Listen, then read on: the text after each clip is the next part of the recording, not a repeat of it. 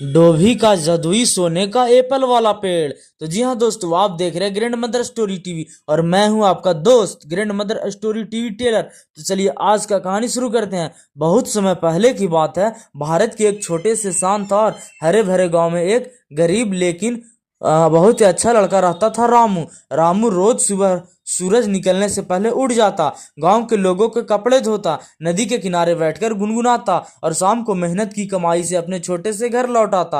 रामू के पास न ज्यादा पैसे थे, न कोई बड़ी जमीन, न ही कोई ताकत, लेकिन उसके पास था साफ दिल, ईमानदारी और मेहनत करने की आदत। रामू की झोपड़ी गांव के आखिरी छोर पर थी। झोपड़ी के पीछे एक सूखी सी जमीन थी जहां कुछ भी नहीं उगता था। गांव वाले अक्सर मजाक उड़ाते, अरे रामू, तेरी जमीन तो पत्थर है, यहाँ तो कांटा भी नहीं उगेगा। रामू बस मुस्कुरा देता और कहता, जो भगवान चाहेगा वही होगा। एक दिन गांव में जोरदार तूफान आया। आसमान में बिजली चमक रही थी, वहां इतनी तेज हवा कि पेड़ झुकने लगे। रामू अपनी झोपड़ी में बैठा भगवान से प्रार्थना कर रहा था। अचानक धड़ाम, झोपड़ी के पीछे जमीन हिलने जैसी आवाज आई। रामू डरते डरते बाहर निकला। उसने देखा कि उसकी सूखी जमीन के बीच बीच एक अजीब सी चमक दिखाई दे रही है। सुबह जब सूरज निकला, रामू ने जो देखा उसकी आंखें खुली की खुली रह गई। उस सूखी जमीन में एक नन्हा सा पौधा उग आया था। पत्तियां आम पेड़ जैसी थी, लेकिन उनमें हल्की हल्की सुनहरी चमक थी। रामू ने मन ही मन कहा, यह तो चमत्कार है।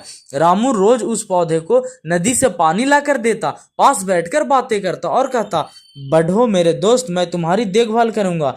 अजीब बात यह थी कि पौधा बहुत तेजी से बढ़ने लगा। 10 दिन में वह छोटा पौधा पूरा पेड़ बन गया।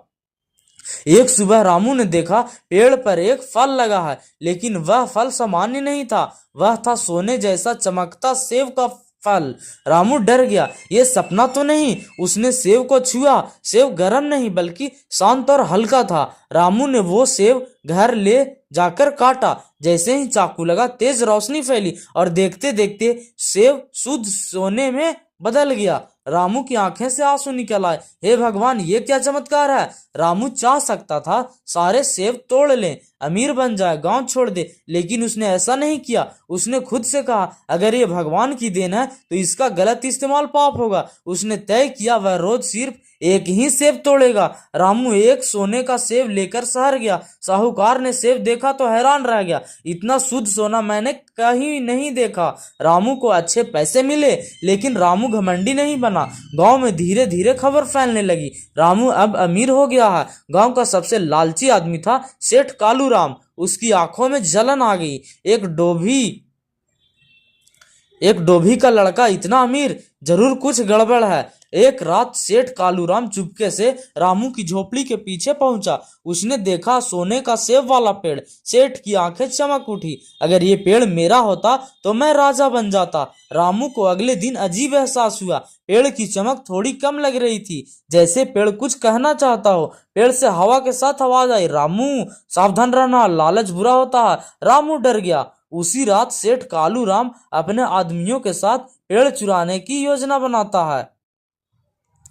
गांव में आधी रात का सन्नाटा था। सब लोग सो रहे थे, लेकिन सेठ कालूराम की आंखों में नींद नहीं थी। उसके मन में बस एक ही बात घूम रही थी, वो पेड़ मेरा होना चाहिए, पूरा का पूरा। सेठ ने अपने 2 नौकरों को बुलाया, भोलू और कालिया। सेठ फुसफुसाकर बोला, आज रात रामू के पीछे वाले खेत में जाओ, वो जादुई पेड़ उखाड़कर मेरे खेत में लगा दो। भोलू डरते हुए बोला, सेठ जी, वो पेड़ कुछ अजीब सा है। सेठ गुस्से में गरजा, डरपोक, सोना किसी को नुकसान नहीं करता। तीनों चुपचाप रामू की झोपड़ी के पीछे पहुंचे।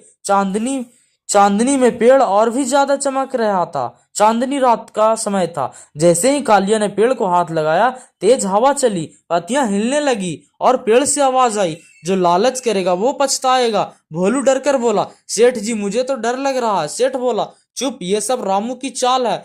जब उन्होंने पेड़ को उखाड़ने की कोशिश की, धरती हिलने लगी। अचानक पेड़ में से एक सोने का सेब गिरा और जमीन पर टूटते ही धुआं बनकर हवा में उड़ गया। कालिया चिल्लाया, सेठ जी, सोना गायब हो गया। सेठ हैरान रह गया। शोर सुनकर रामू बाहर आया। उसने सेठ और उसके नौकरों को देख लिया। रामू शांति से बोला, सेठ, ये पेड़ लालच वालों के लिए नहीं है। सेठ झूठी हंसी हंसते हुए बोला, मैं तो बस देखने आया था। जैसे ही सेठ ने झूठ बोला, आसमान में बिजली चमकी और पेड़ से आवाज आई, झूठ और लालच दोनों का दंड मिलेगा। सेठ के हाथ से सोने की अंगूठी अचानक काली पत्थर बन गई। सेठ डर के मारे कांपने लगा। भोलू और कालिया रामू के पैरों में गिर पड़े। माफ कर दो भैया, हम लालच में आ गए। रामू ने उन्हें उठाया। गलती मान लेना ही सबसे बड़ा सुधार है। लेकिन सेठ अभी भी चुप था। पेड़ में से एक सुनहरी रोशनी निकली और एक जादुई आवाज आई, ये पेड़ सिर्फ उसी को फल देता है जिसका दिल साफ हो, जो बांटना जाने वही सोना पाए। रामू समझ गया, ये पेड़ भगवान की परीक्षा है। सेठ को जब अपनी गलती समझ आई, उसकी आंखों से आंसू गिरने लगे। रामू, मैं अंधा हो गया था लालच में। रामू ने कहा, अगर दिल से माफी मांगो तो सब ठीक हो सकता। सुबह होते ही सेठ की पत्थर बनी अंगूठी फिर से सोने की हो गई। सेठ खुशी से चिल्लाया, यह चमत्कार है। पेड़ ने आखिरी बार कहा, याद रखना, लालच नहीं भलाई अमीर बनाती है। लेकिन कहानी अभी खत्म नहीं हुई दोस्तों। आशा करते हैं आपको ये कहानी अच्छी लगी होगी। अगर और भी इसका पार्ट चाहिए तो हमें कमेंट कीजिएगा, और भी आपको हम आगे वाला पार्ट ला करके देंगे। तो मिलते हैं कल किसी नेक्स्ट चाइल्ड स्टोरी वीडियो में। तब तक के लिए अपना ख्याल रखिएगा।